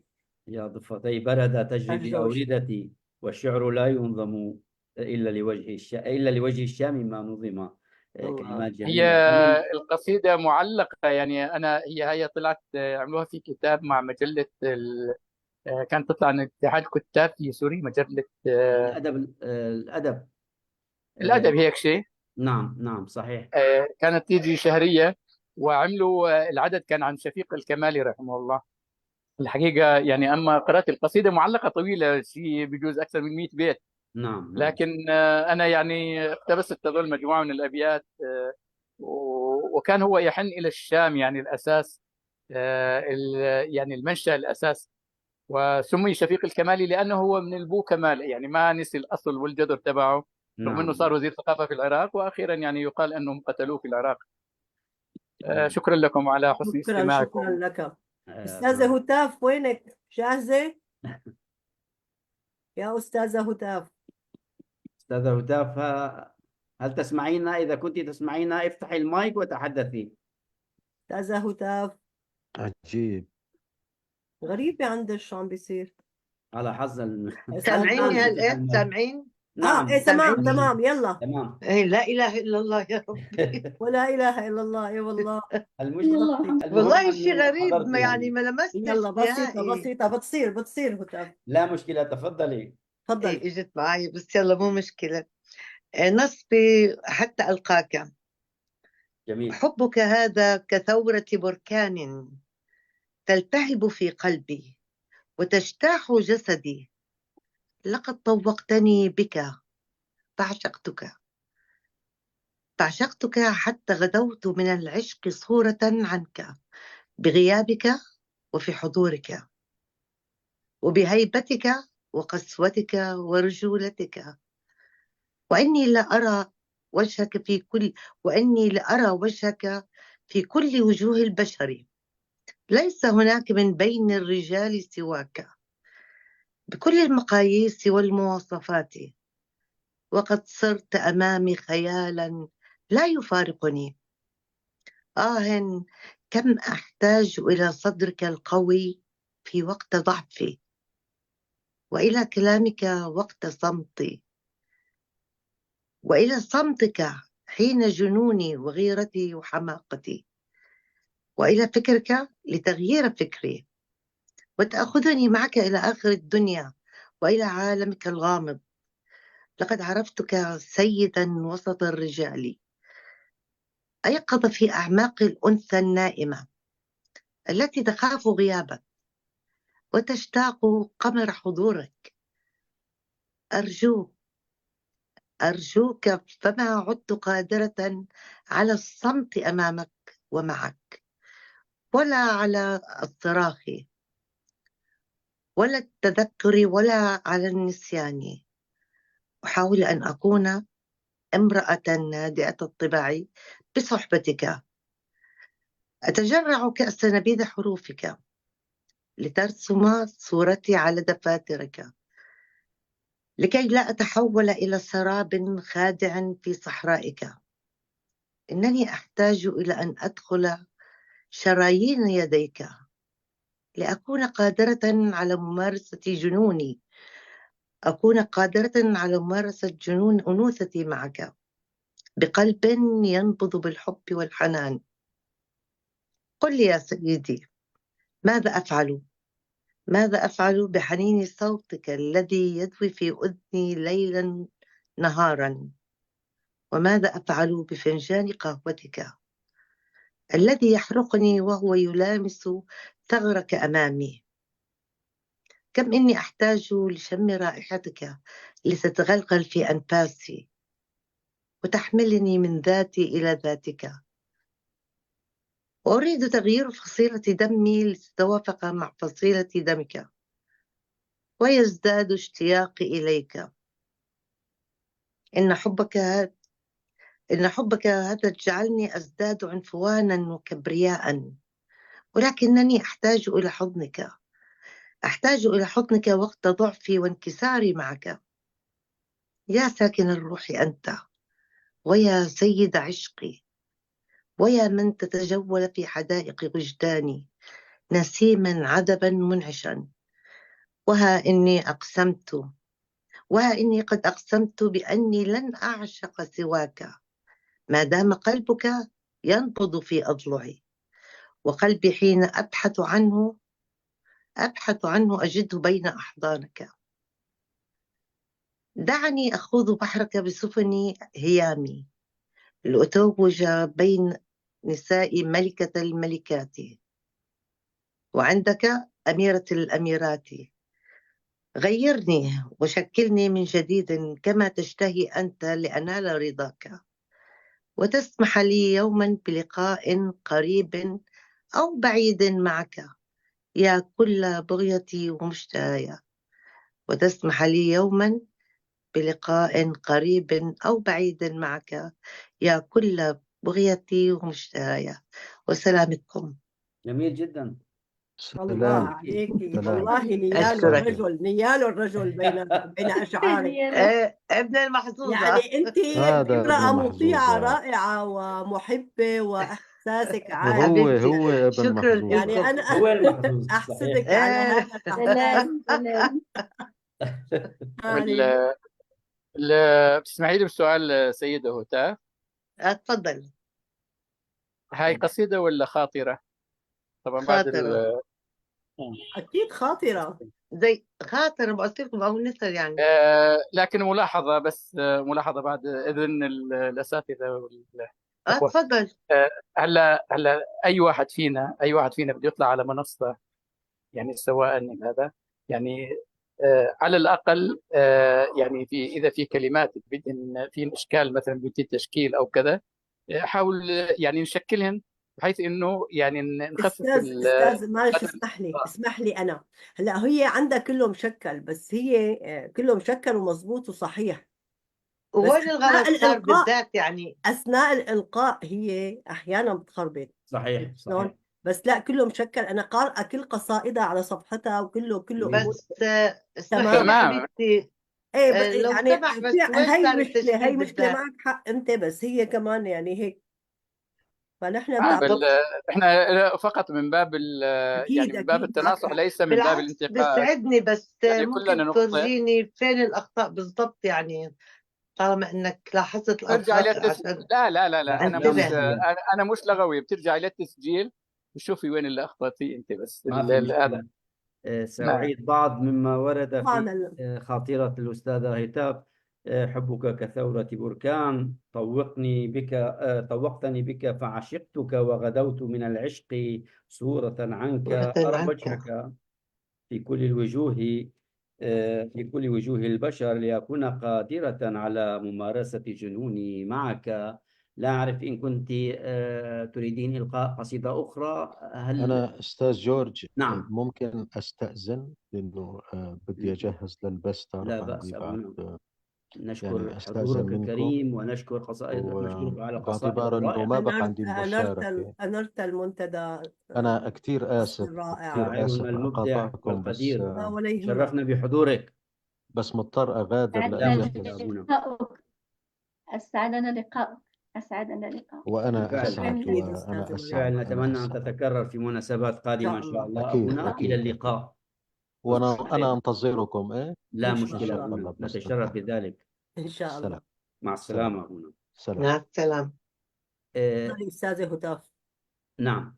أستاذ هتاف، إذا كان لديك نص آخر، لأنه يحق لك نصين، يعني إذا كنت جهزت نص آخر فتستطيع إلقاؤه، وأما إذا كان أكيد، بس كنت أتمنى أسمع فين بالضبط التشكيل يعني اللي غلطت فيه علشان لا أشوفه. مشكلة أستاذة هتاف، حتى الآن يعني شو اسمه تلقي النص الثاني، وبعد ذلك إن كان هناك شيء يمكن أن نتحدث به. أنا الملكة. نعم، وفي أنت ملكة عينيك. فعلا. الله. يسعدك ربي. أنا الملكة وفي عينيك مملكتي. أيا رجلا يلاعبني فتبعدني وتسحبني، تراقصني بلا نغم وتركبني على الأمواج، وبحر الحب قد هاج وتقفز فوق أهدابي. ألا تخشى عقاب الحب؟ ألا تخشى لهيب العشق؟ وتأتيني بأحلامي وتربك سير أيامي، وليلي صار منهزما وسر الحب مفضوح، ولا نوم بجنتك. فرفقا أيها الملك، فأني ها هنا الملكة، وقادرة وساحرة، وأحكم في الهوى قدري. ولا أخشاك يا رجلا، أراقصك، أجالسك، وأصنع منك أغنيتي، أغنيها وأبحر في زوابعها، وأرسم حبنا قمرا على صفحات أحلامي، وأبحر فوق أشجاني. فرافقني وعانقني لنرسم في الهوى غدنا، ونكتب أمسنا ذكرى، ونبني فوق جنتنا لأحلام الهوى قصرا، ونبني فوق جنتنا لأحلام الهوى الهوى قصرا. قصرا. الله عليك، جميل. جميل أستاذ. تسلمي حبيبتي، إحساسك تسلمي. جميل. جميل يا الله ملك. يسعدك. شكرا، جميل. الله يخليك حبيبي، يسعدكم. تسلمي غالي، تسلمي أستاذ زمر. تسلمي. أنا أستاذ الملكة. جورج. نعم، سأقول فقط أنا الملكة وفي عينيك مملكتي، تراقصني بلا نغم، بحر الحب قد هاج، أبحر فوق أشجاني، ونكتب أمسنا ذكرى. كلمات جميلة أستاذة هتاف، شكرا لحضورك. الله يسعدك، شكرا الكريم. لكم. تسلم تسلم هلا تسلم. هلا. شكرا جزيلا. شكرا حبيبتي، الله يسعدك فيروز الروح. نورين. سألقي قصيدة الآن بعنوان احتفالات نهاية العالم. نيرون. احتفالات نهاية العالم. نعم، احتفالات جميل. نهاية العالم. نيرون في أنفه رائحة شواء، وفي عينيه براكين وهاوية. الله. على قبره سيف وعود ثقاب، والذئب النبيل في عقله لوثة، وعلى أكتافه نسور جوعى، وجماجم ونجوم عطشا. أراد يوما أن يطوع دود الأرض، فصار هو الوليمة. عقارب في البسيطة تسعى وتلدغ، وعقارب الزمن تقف لحظات صمت لعلها تنسى. بول بوت معذرة، أتحول خمر الخمير إلى جعة، أما زال من الدماء بقية. بين تيموجين وجينكيز قاهر الكون، بضعة ملايين من الرؤوس صارت أهرامات تصرخ: نيسابور خاوية، نيسابور خاوية، لا أحد يبكي ولا أحد ينوح. هولاكو، أما زلت تجهل العد؟ كم رأسا صاروا في بغداد، ولما في دجلة زرقة الحبر بالدم تمتزج؟ من تحت أظافرهم تنبت النوائب، وفي قاعات استقبالاتهم الرسمية يضحك المكر، وفي عيون الموتى تنبت شتلات ريحان، والتوابيت تورق أغصانا وسلالم من رياح، ونجوما لا تعرف خمودا، ونارا من غير رماد. ملك الموت سلاما، بالأمس ماتت الشمس. ملك الموت سلاما، بالأمس ماتت الشمس، وعلى النور قرأنا الفاتحة. عفوك ملك الموت، ما استطعنا الانتظار، فبادرنا بالتحية، وأنجزنا على عجل كل ما أوكل إلينا وما لم يوكل. عفوك ملك الموت، ما استطعنا الانتظار، فبادرنا بالتحية، وأنجزنا على عجل كل ما أوكل وما لم يوكل إلينا، ولبسنا منذ دهور أطماعنا من غير خجل، ورسمنا بأيدينا تضاريس الفاجعة. على من نقرأ سلامنا؟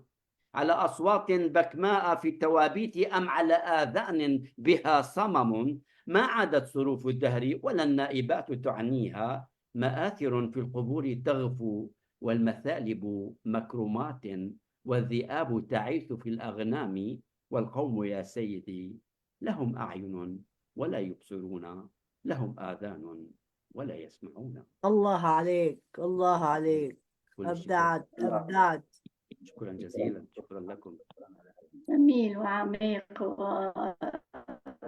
كل الشكر والتقدير. سأقرأ قراءات فيه تكون يعني بجمالية القراءات لو كانت. الله يخليك. شكرا لك.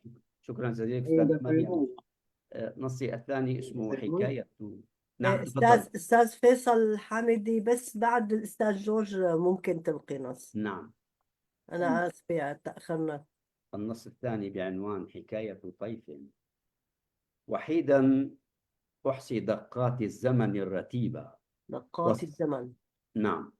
وحيدا أحصي دقات الزمن الرتيبة، والصبر يتململ، وصرخة الخلاص على مهل تنضج، ونيران اشتياقاتي أجيج يتقد.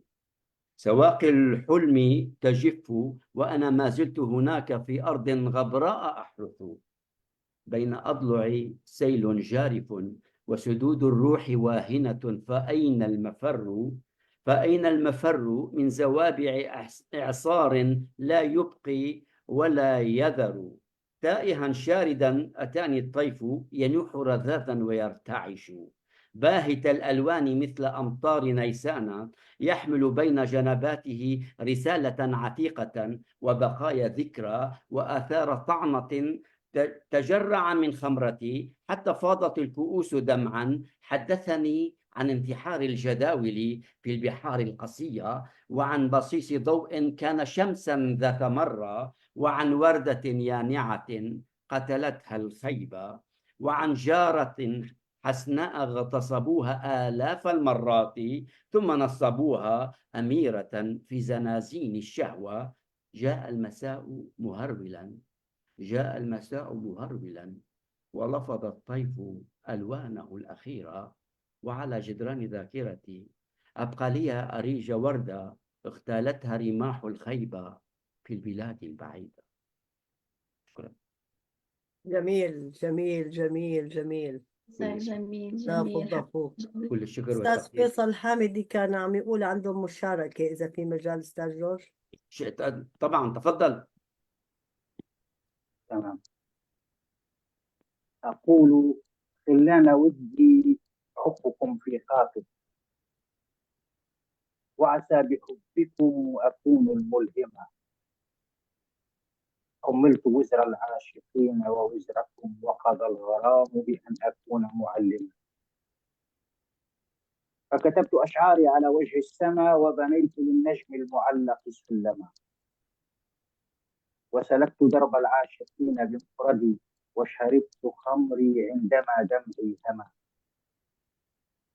ورأيت في أرض الغرام حقيقتي، إن الحقيقة أن تعيش توهما. يا صاحبي جهلا تريد لنا الهدى، أين الهدى والكون أمسى مظلما. هذه الحروب تؤزنا وتهزنا، والظلم في أرض السلام جرى دما.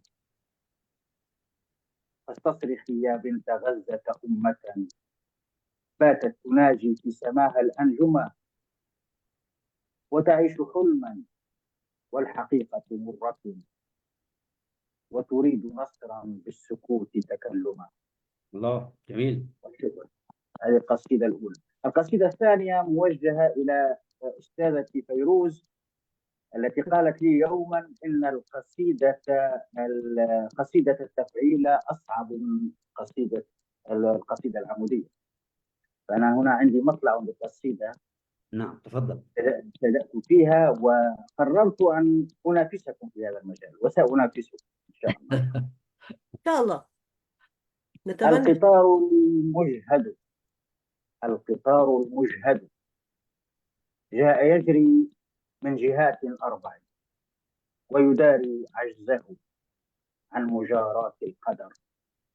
خوفه أن ينفجر نقطة للالتقاء، تتراءى تقترب فوق صدر الملتهب. واحتمالات النجاة في الرضا، في الانتظار. ربما يأتي العطب، فجأة يمضي القطار، ألتقي نفسي وحيدا، وتعود الذكريات وأنا لم أنسى. من جهات 4 عاد يجري مجهدا انفجارا يقترب. وشكرا. كل الشكر أستاذ فيصل. شكرا لمشاركتك أستاذ فيصل. مشاركة جميلة وماتعة. أرحب أيضا بالأستاذة ميرفت بربرة التي شاركت معنا في هذه الأمسية، وحتى إذا كان لديها شيء تريد أن تقوله فنحن نرحب بها. لا مشكلة. لا مشكلة إذا أردت أن تشاركي. الآن نستمع إلى الأستاذة فيروز لقراءة نصها، وكما قلت سنتيح الفرصة أيضا للأستاذة ميرفت إن أرادت أن تشارك معنا بعد طبعا الأستاذة فيروز. إن شاء الله. تفضلي. سأقول نص نسري أنا كمان تفضلي. بعنوان على أرصفة الحنين. لا. ولدت وفي دمي تتقد شفاه الوجد. العمر ورقة في قصيدة، هطول عابر من فم غيمة مسرعة. أمضي وهسيس النفس أبيض حد الصباح. كل الدروب شائكة، من يزرع الورد يفتح للحب أبواب العبير. لا. سأشرق على أكتاف القهر، أحصد ألوانا من الربيع المنتظر. حلمي يتبرعم على مهل كزنابق نيسان وسنابل المدينة الثكلى. هكذا هي ضفائر المساء تقودني إلى سلالة الندى. وحطب الذكريات فقط لو أنني أقايد دمع الياسمين بأجنحة فرح. في رحلة العابرة فصول بريقي تتماوج، في كل درب أروقة من المجهول الجميل. تتناثر حكاياتي على أرصفة الحنين. لساعات انتظار باردة، نسمات حب عابرة، رقص مع المطر، سير وراء سراب. الحياة قلق جميل يتسرب برفق حتى النخاع. شمس تسطع من روح عاشقة، قنديل يشع في قلوب الحزانة من بصيص دعاء وابتهالات أمنية. يمر الوقت، ستبكي كثيرا، تضحك ألف دمعة، تنفض عن قلبك ثرثرة الغبار. لك موعد مع القطاف، فأشرع نوافذك للوقت. دع عنك شر الخليقة، بعض الشر وقود يفجر أنهار رحيقك. هي جنتك، فاقطف ما تشاء. الرحلة كتف الغيب، لكنها تتسع لكل المريدين. إشارات الصمت تذرف مناخات جديدة، وها أنا أمضي لأبتكر نهاية سعيدة تليق برسائلنا الهادئة بعدما بعثرتها يد الريح. صهيل الوقت لن يهزمنا، سنطلق الكثير من القصائد. فما هي إلا أعراس حياة نتسول منها قناديل الفرح. نزف أوجاعنا لينتشلنا قنديل الحب من جديد. الله الله الله، أبدعتي أستاذة فيروز. شكرا. والجمال والإبداع. والأمل أجمل ما فيه الأمل. صحيح. نعم. الحمد لله. اسمحي لي فقط أستاذة فيروز أن التقطت بعض العبارات التي يعني جميلة جدا وأثارت إعجابي. على أرصفة الحنين، تتقد شفاء الوجه، طول عابر من فم غيمة. أمضي وهسيس النفس، في كل درب أروقة من الدرب الجميل. نسمات حب عابر ورقص مع المطر. الحياة قلق جميل، بالفعل هذا تعبير راقي ورائع. لك موعد مع القطاف، فأشرع نوافذك للوقت. هي جنتك، فاقطف ما تشاء. ونحن قد قطفنا من جمال كلماتك الكثير من الإبداع والجمال. اسمحي لنا أن نستمع إلى نصك الثاني إذا أمكن. نص كمان خفيف، ما راح أطول عليكم فيه. لا طولي. بعنوان حواس الشمس. كلنا يعرف أن لا حواس للشمس، فلنلقي نظرة أخيرة على بكائنا، على ذاكرتنا، على صمتنا. كلنا يعشق سرا، كلنا يموت سرا، وعن سابق خيبة وقبل أن يجف القمر. كالغرباء عابرون إلى المجهول. الصمت مقيم فينا، قصائدنا مدرجة بالجوع، قصاصات أحلامنا ابتلعتها ريح طاعنة في القهر. علمتني ضفائر الريح أن لا أكون على عجل، وأن درجة الحقد تحت الصفر، فتسقط السنون على السنين. حين ينتحر الفرح وهو طفل وليد ويبيع قيس ثياب ليلى، تصبح عبارة الوداع نشيدي الوطني. فيا أيها الراقص على حبال الريح، يقتلني الحنين إليك، فهل لعودتك لحن غير الذي ألفته البلابل؟ فالله أوصاني بك حبا. وشكرا. الله الله، أبدعت أستاذة فيروز كما هي عادتك. حواف جميل. الشمس، كلنا يعشق سرا ويموت سرا قبل أن يجف القمر، كالغرباء عابرون إلى المجهول. علمتني ضفائر الريح على ألا أكون على عجل. يعني أمتعتينا بقراءة هذا شكرا النص شكرا الجميل لكم. وكذلك النص السابق. كما استمتعنا بقراءات كل من اشترك معنا في هذا اليوم. أريد أن أترك الكلمة الأخيرة لمن شارك معنا. أبدأ بالأستاذة مريم راشدي من المغرب. ماذا تفضلي تحبين إن أن كان تقولي؟ لديك كلمة أخيرة. الكلمة الأخيرة هي كلمة شكر وكلمة امتنان لهذه الدعوة الكريمة وللقاء هذه الوجوه السمحة، لهذه الكلمات الراقية الطيبة اليراعات النابضة. فألف ألف شكر أستاذ عزار. متمنياتي إن شاء الله بتوالي اللقاءات، وإن شاء الله أمسيات راقية بإذن الله. شكرا شكرا جزيلا. لكم جميعا. شكرا شكرا لوجودك لحضورك معنا، الراقي شكرا، أستاذة استمتعنا مريم بوجودك وألف شكر. راشدي. شكرا أستاذة جزيلا. هتاف. الكلمة للأستاذة هتاف. تفضلي أستاذة هتاف، فقط افتحي المايك. أستاذة هتاف الجميلة، أرجو أن تكوني معنا أستاذة هتاف لنسمع كلمة أخيرة منك في هذه الأمسية الماتعة والتي شاركت فيها معنا جميعا، واستمتعنا بما قرأت وبما ألقيت، كما استمتعنا يبدو عندها بجميع مشكلة الحضور. إذا كان هناك أيضا، باعتبار أننا يعني قلة هنا، نستطيع أن نسمع أيضا الأستاذ محمد فتحي المقداد الذي ألقى علينا قصيدة جميلة. تفضل. الو، سامعني أهلا حضرتك؟ أهلا. نعم. سنسمع أستاذ أنا كنت فتحي أعلق فيما بعد. عليك أقول لك الكلمات، يعني قد ما شاء الله بتاخدينا حبيبتي بصورة بس غريبة، بس واضح الصوت إنه ما كانش موجود. هلا أنا كويس، مش عارفة هلا كويس. مقصودة بصراحة، يعني اللي بيحصل معي غريب. أولا الأستاذ اللي طلع علق علي بالتعليقات أستاذ محمد فتحي موجود معنا. أستاذ محمد فتحي أنا عارفة موجود معنا، يا ريت يقول لي بالضبط وشو حبيبتي المعنى. وقفت هلا علي اسمعي. لحظة أستاذتي يا تفضلي.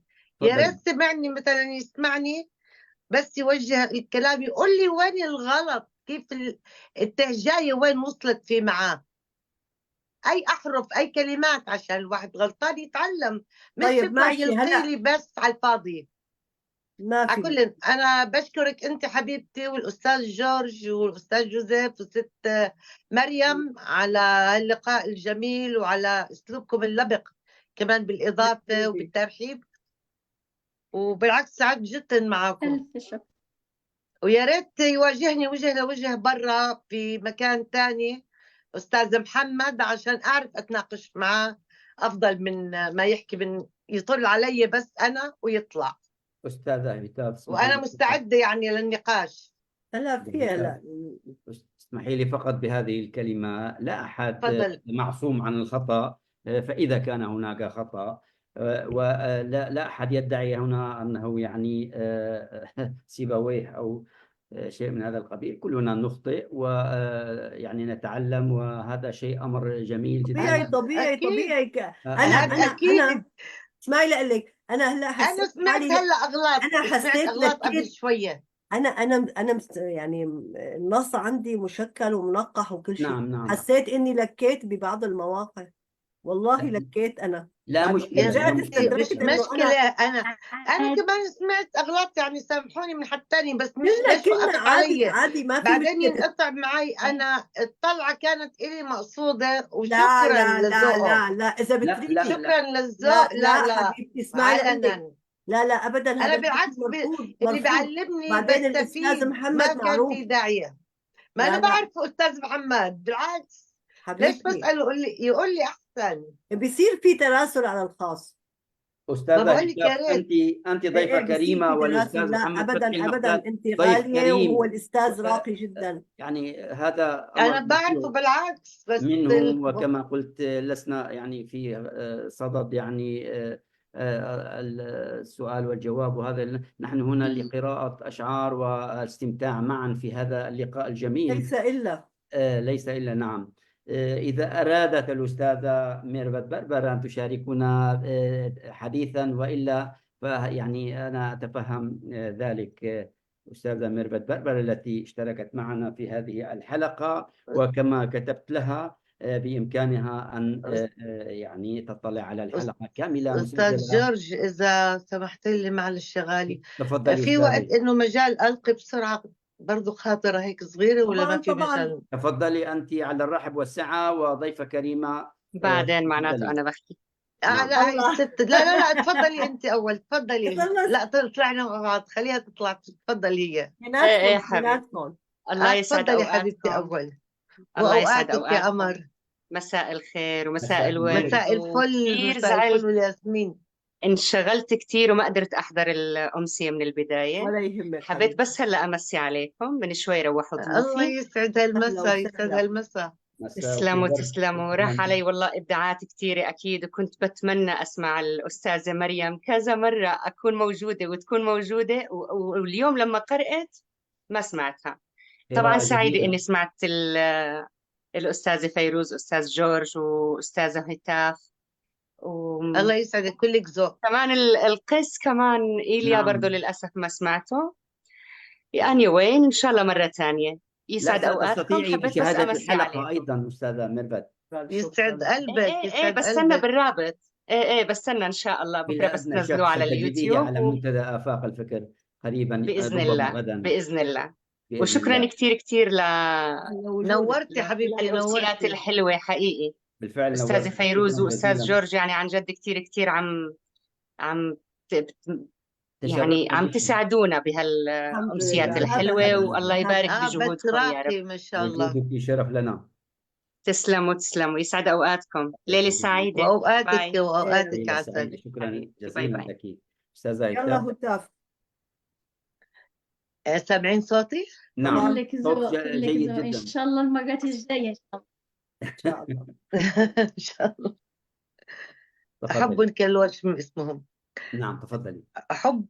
حب كالوشم على قلبي، ودماه تسير بشرياني.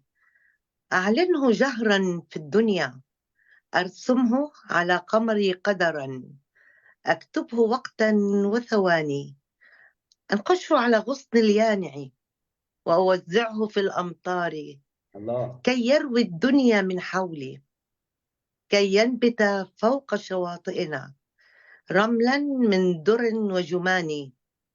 أحفره نهرا من شوق، وأطرزه شلالات، بحروف العشق سأكتبه. أحمله نبضا في صدري،